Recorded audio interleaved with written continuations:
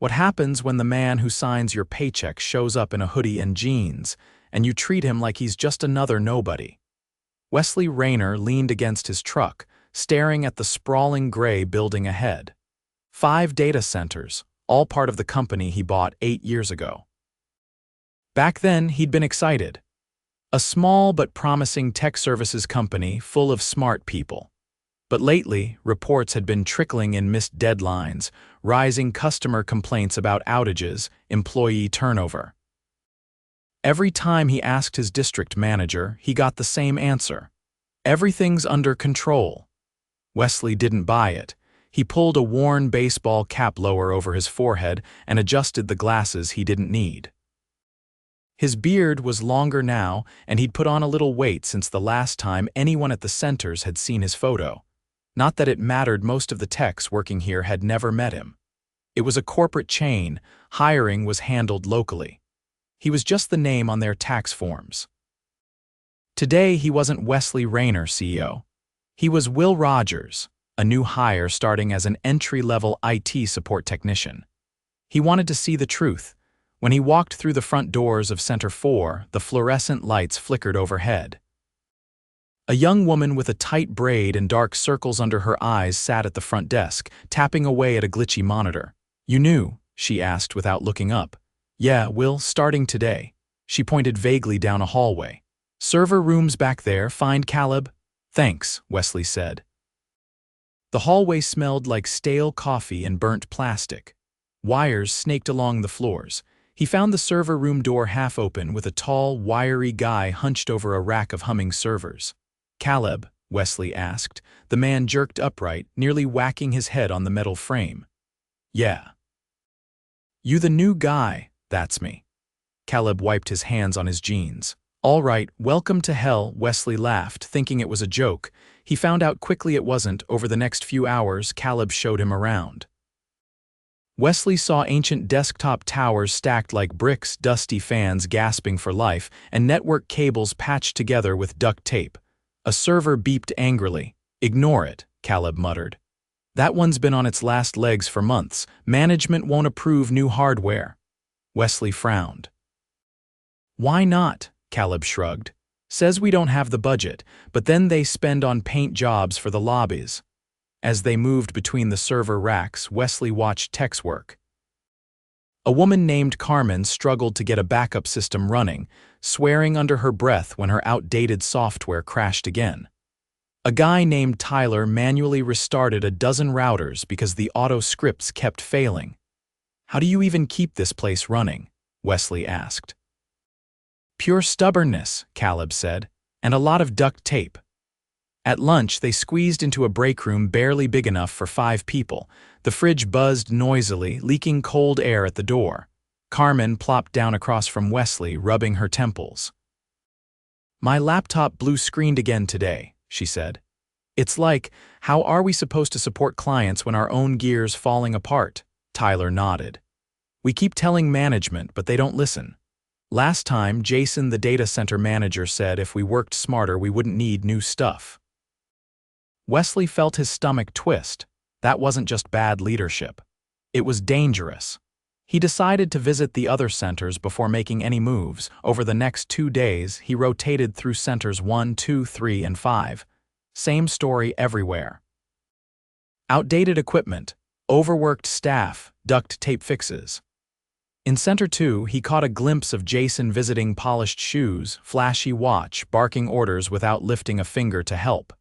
At Center 3, he met Camilla Fields, a senior tech who practically ran the place on her own. She had a calm, steady way of dealing with fires, both literal. One server had almost caught fire the week before, and metaphorical. But when Wesley asked her why she never got promoted, she just laughed bitterly. "Jason says I'm better where I am." Translation: I make him look good, so he keeps me stuck. By the time Wesley returned to Center 4, he was boiling inside. During a late-night maintenance window, Caleb and Carmen stayed behind with him, struggling to push a critical software update through on machines that should have been scrap metal 5 years ago. Carmen's monitor flickered and died. She slammed her fist on the desk, tears springing to her eyes. I can't do this anymore. We care so much, and it's like no one up there even sees us. Wesley stood frozen, every word hitting him like a hammer. He had seen enough.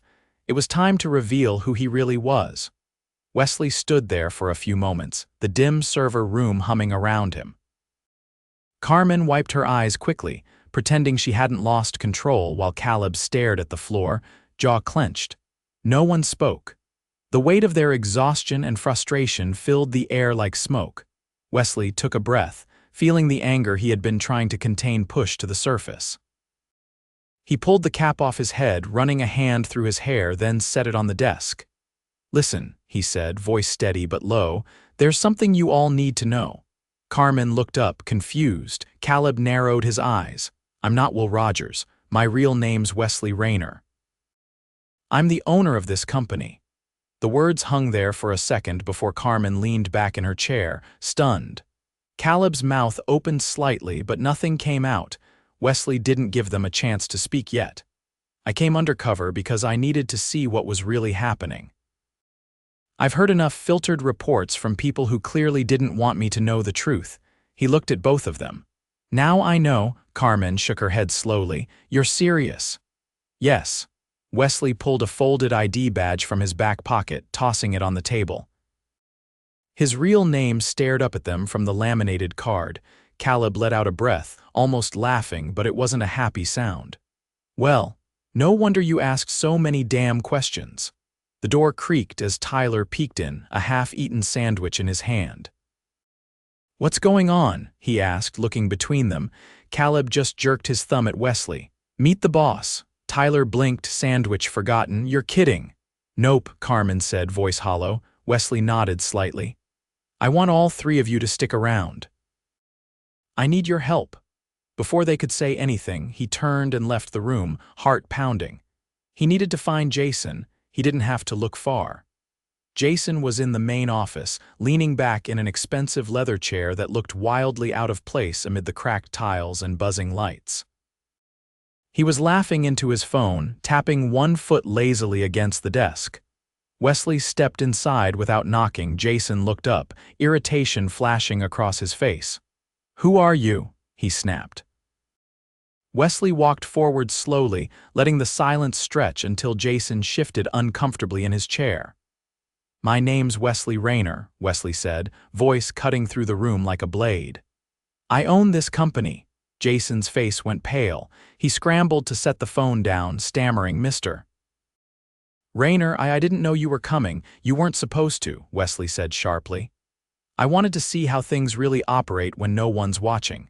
Jason opened his mouth, but Wesley raised a hand. "Save it. I've seen enough. I've seen the broken equipment, the neglected maintenance, the staff working themselves into the ground while you sit here doing nothing." Jason's mouth snapped shut. "And I've heard how you dismiss their concerns, how you prioritize cosmetic work over critical infrastructure, how you hold good employees back because they make you look bad." Jason looked down, hands fiddling with a pen, but Wesley wasn't finished. "This is negligence. It's endangering the company, the clients, and the employees. You're done here." Jason's head snapped up. "Sir, please, no second chances," Wesley said coldly. "Collect your things. Security will escort you out." He turned and walked out of the office without another word. By the time security arrived, Jason was trying to plead his case to anyone who would listen. No one responded. Caleb, Carmen, and Tyler stood nearby, watching silently as Jason was led out of the building. Wesley faced them. "I'm not here to fix everything with a magic wand," he said. "But things are going to change starting now." Carmen crossed her arms. "How? First, we're getting you the equipment you need. I'm approving a full hardware refresh across all sites. No more duct tape fixes." Tyler's eyes widened. Seriously, Wesley said. "Second, we're restructuring management. I'll be appointing interim supervisors from within each center, people who actually know what's going on." Caleb frowned. "Who decides?" "You do," Wesley said. "Each center will nominate someone from the tech team, majority vote." Carmen exchanged a glance with Caleb and Tyler. For the first time all day, there was a flicker of hope. "And third," Wesley continued, "we're hiring. You're stretched too thin and that ends now. I'll personally approve every new hire until we're fully staffed. Carmen stepped forward. You're serious about all this? I wouldn't be standing here if I wasn't, Wesley said. There was a long silence. Then Caleb nodded slowly. All right, let's do it. The next few hours blurred into a whirlwind. Wesley called an emergency meeting for all staff at Center 4. Word had already spread about Jason's firing. The crowd was tense as they filed into the largest conference room, some clutching notebooks, others just folding their arms across their chests. Wesley stood at the front, no prepared speech, no teleprompter. I'm not here to lecture you, he began. I'm here to listen. He opened the floor immediately. At first, no one spoke. Then a tech named Nina raised her hand cautiously. The patch panels in row C have been sparking for weeks, she said. We keep reporting it, nothing gets done. Wesley wrote it down.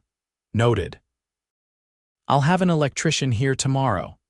Another hand shot up. Then another. Complaints poured out: overheated server rooms, broken cooling systems, lack of replacement parts, insane overtime without proper pay. Wesley didn't interrupt. He didn't make excuses, he just kept writing. After nearly an hour, the room finally fell silent. Thank you, Wesley said. Everything you said will be addressed, you have my word. The staff didn't applaud, they didn't cheer. They just looked at him, measuring, waiting to see if he meant it. Good, Wesley thought. They shouldn't trust me yet. Trust had to be earned. He spent the next 3 days living inside Center 4. He slept on a cot in the break room. He helped pull cables, repaired server racks, cleaned dust-choked vents. He didn't parade around giving orders, he followed the tech's lead. When a server crashed at 2 in the morning, Wesley was there with Tyler, hands deep inside the guts of the machine, covered in grime. When Carmen needed someone to help carry a 100-pound UPS battery up 3 flights of stairs, Wesley hauled it alongside her without complaint. When Caleb needed an extra set of hands to reroute a network cluster, Wesley spent 4 hours balanced on a rickety ladder, stringing new cable. Word spread fast across the other centers. Photos of Wesley in work boots and a sweat-stained t-shirt circulated on the internal chat boards. Staff who had been skeptical started believing. Meanwhile, Wesley appointed interim supervisors. Carmen was the unanimous choice at Center 4. At Center 3, Camilla Fields was voted in with near-universal support. New equipment orders were placed immediately: servers, routers, workstations, cooling units. Wesley personally reviewed every invoice to cut through the usual corporate red tape. Hiring kicked off too. Local staff helped interview new candidates. Wesley insisted on it. They knew better than anyone what was needed. By the end of the week, the centers buzzed with cautious optimism. There was still a long way to go, but for the first time in a long time, people believed real change was happening. Late one night, after another long shift, Wesley sat in the break room with Carmen, Caleb, and Tyler, nursing cups of burnt coffee. Carmen leaned back in her chair. You know, she said, when we first found out who you were, I thought you were just another suit trying to cover his ass. Wesley smiled tiredly. Fair, but you showed up, she said. You didn't just talk, you got your hands dirty. Caleb raised his coffee cup in a mock toast. To the boss who actually gives a damn. Tyler clinked his cup against Caleb's. To less duct tape. They laughed, and for the first time in weeks, the sound wasn't strained or bitter. Wesley looked around at them, the heart of the company he had almost lost without even realizing it. He wouldn't make that mistake again. By the following Monday, Center 4 was already beginning to shift. New equipment deliveries lined the back hallways in tall stacks, servers still wrapped in plastic, gleaming switches, fresh monitors. An electrician team buzzed around the building, rewiring old panels and replacing the dangerously sparking patch bays Nina had brought up. Wesley didn't stand back and watch. He spent the morning unloading shipments with Caleb and Carmen, lifting heavy crates from the loading dock, checking off inventory lists by hand. His arms ached by noon, but he welcomed the feeling. It meant he was part of the solution, not just dictating it. During a quick lunch of vending machine sandwiches eaten standing up, Tyler brought up a problem that couldn't be ignored any longer. "We're drowning in open tickets," he said, glancing at the cracked tablet he used to track work orders. "Even with the hardware upgrades, there's just not enough of us to cover it all."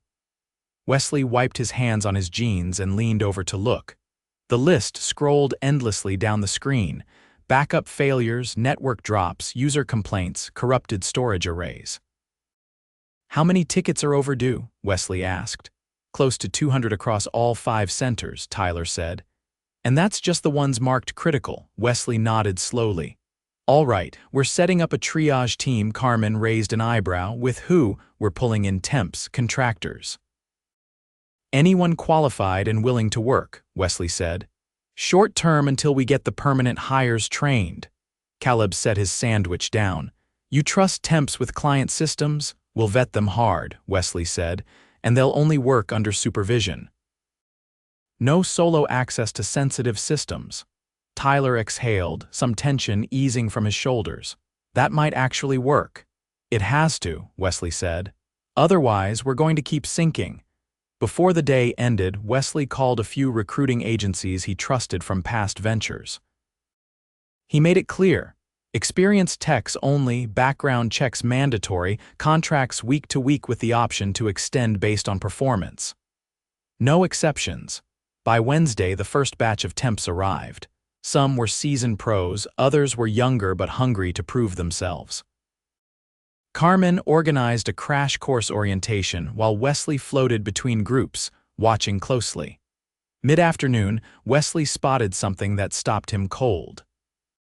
In the far corner of the server room, one of the new contractors, a man named Brent, was leaning against a rack, scrolling on his phone while a junior tech, Maria, struggled to lift a replacement server blade into place.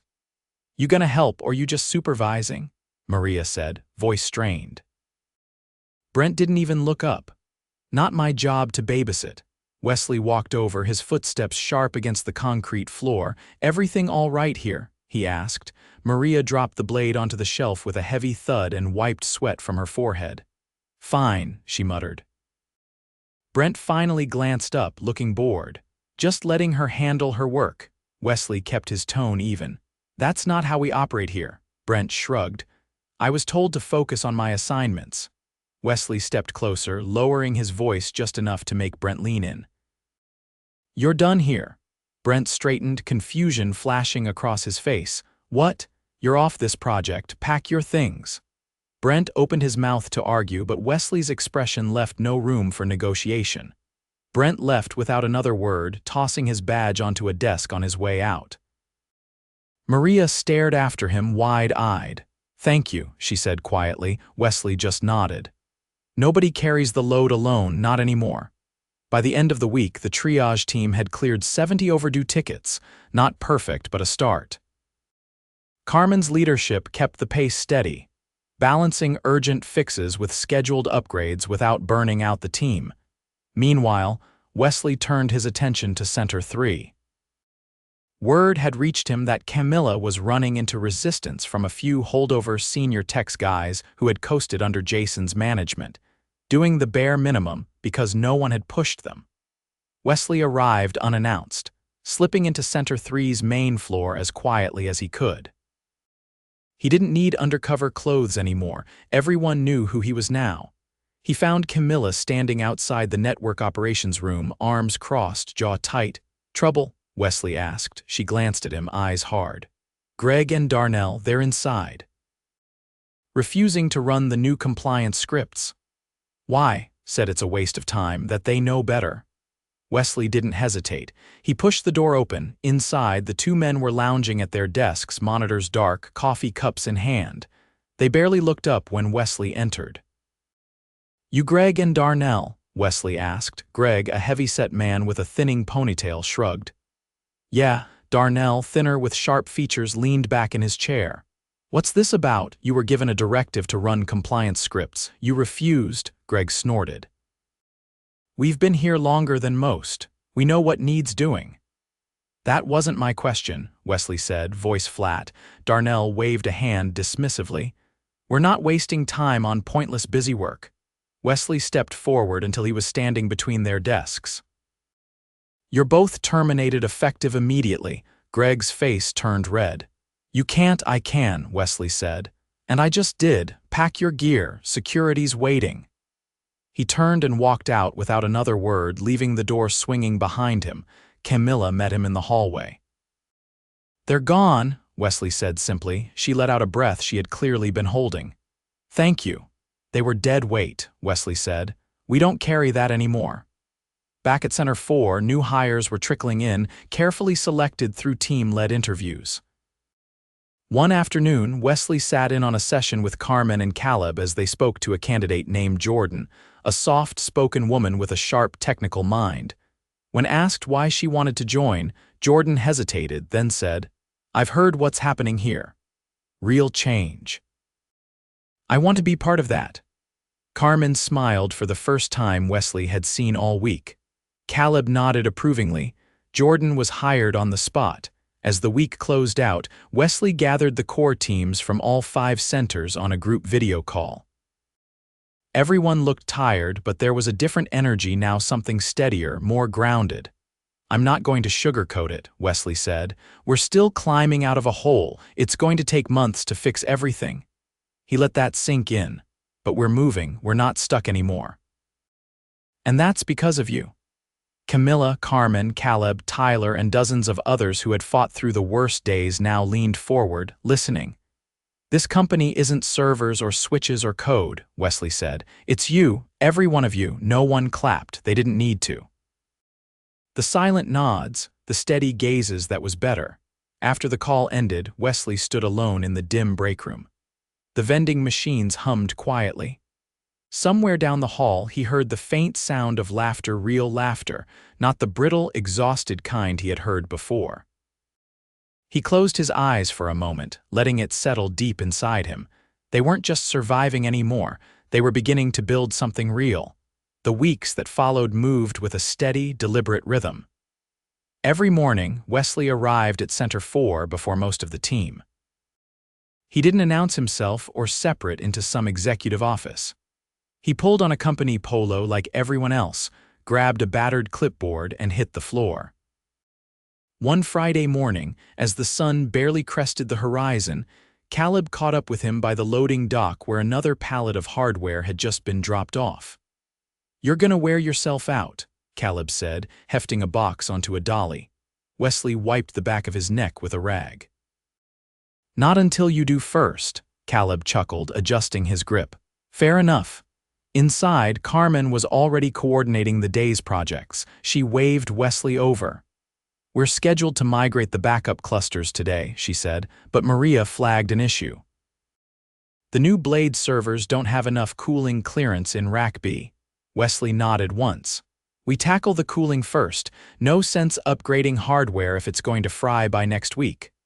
I'll pull the team, Carmen said, already moving. Wesley headed toward Rack B, weaving through the narrow maze of cables and server towers. As he worked alongside the team adjusting venting panels and reorganizing wiring paths, he noticed something new: conversations, not the forced, clipped exchanges he had heard when he first went undercover. Real conversations. Techs helping each other troubleshoot, planning ahead instead of firefighting. Tyler passed by with a coil of Ethernet cable slung over one shoulder. Feels like we're finally getting ahead of it, he said, not stopping. Wesley tightened a bracket and grinned to himself. They were far from finished, but the foundation was finally solid. Later that afternoon, Jordan approached him in the break room, a nervous energy in her step. Mr. Rainer, she began, then caught herself. Wesley, I've got an idea. He set down his coffee. Let's hear it. There's a lot of duplicated work between centers. Like we all write our own scripts for backups, patches, monitoring. What if we set up a shared repository, standardize everything across all 5 centers? Wesley leaned back, considering it. Who manages it? We do, Jordan said. Assign a few techs from each center, rotate responsibility every quarter. He nodded slowly. Write up a proposal, pick your team, I'll greenlight it if it's solid. Jordan's face lit up and she hurried off, already pulling out her tablet. By early evening, the temperature inside the server rooms had dropped by nearly 10 degrees, thanks to the cooling adjustments. Carmen double-checked the readings, then gave Wesley a thumbs up. "We're clear to start migrations tomorrow," she said. "Good work," Wesley replied. As he finished logging the day's notes, he caught a glimpse of Maria and Tyler in the corner, piecing together a new server stack. They moved with a practiced efficiency, handing parts back and forth, laughing at a shared joke Wesley couldn't hear. He left them to it. The next morning, Wesley made the rounds at Center 2. The atmosphere had changed there, too. Freshly painted walls, new cable runs labeled and organized, a buzz of purposeful energy. Camilla greeted him near the front desk, clipboard in hand. "Welcome to the least terrifying data center in the district," she said dryly. "Hi, Bar," Wesley said. She handed him a printout. "We've onboarded 3 new hires this week. Solid candidates, still need 2 more, but we're close." He scanned the sheet. "Good." "Any friction?" Camilla hesitated, then said, "One issue. Keith, one of the new techs, has been difficult." "How so?" Camilla lowered her voice. "Mouthy, disrespectful toward female staff, nothing physical yet." Wesley's jaw tightened. "Show me." She led him to the network room where Keith lounged against a desk, arms crossed, a smirk plastered across his face. A junior tech, Lisa, stood nearby, clearly uncomfortable as she tried to explain a router configuration. Keith interrupted her mid-sentence. "Relax, sweetheart. Let the real techs handle it." Lisa's face flushed, but she didn't respond. Wesley stepped in without hesitation. "Keith," he said, voice cutting through the room. The man turned, still wearing that smug expression. "You're done here," Wesley said, Keith's brow furrowed. "What? You're terminated, pack your things." "Now," Keith sputtered, looking around for support. None came. Camilla was already calling security. As Keith was led out, Lisa looked at Wesley with wide eyes. "You don't tolerate that," Wesley said simply. "No one should." Lisa nodded, a tight smile starting to form. Back at Center 4 that evening, Wesley gathered the core team in the conference room. Carmen, Caleb, Tyler, Maria, Jordan, and a few others filled the seats, a whiteboard behind them already cluttered with notes. "We're not just reacting anymore," Wesley said. "We're building." He stepped aside, letting Jordan take the lead. She outlined her shared repository plan, proposing a system where best practices could evolve collaboratively across all centers. When she finished, Carmen leaned forward. "This is what we needed 5 years ago," Wesley nodded. "Make it happen." The team spent the next 2 hours hammering out details. Assignments were divided, deadlines set. No fluff, no endless meetings, just practical action. Afterward, Wesley lingered near the server room, watching as the night crew prepared for the first major migration. The hum of machines mixed with the soft murmur of voices, the occasional clatter of tools. Carmen joined him, sipping from a battered thermos. "You know," she said, "a few months ago I was halfway out the door." "What changed?" Wesley asked. She smiled, small but genuine. "You showed up." He didn't say anything. He didn't need to. Across the hall, Caleb and Tyler argued good-naturedly over cable management strategies. Maria triple-checked a checklist with 2 new hires. Jordan sketched out a new monitoring diagram on a whiteboard. It wasn't perfect. There were still late nights ahead, still fires to put out, still lessons to learn, but it was real. It was theirs. As Wesley stepped outside into the cool night air, he looked back at the building lights glowing, a steady hum of life within. Once, it had been a crumbling machine held together by duct tape and desperation. Now, it was something stronger. A company rebuilt not from the top down, but from the ground up, one hard, honest day at a time.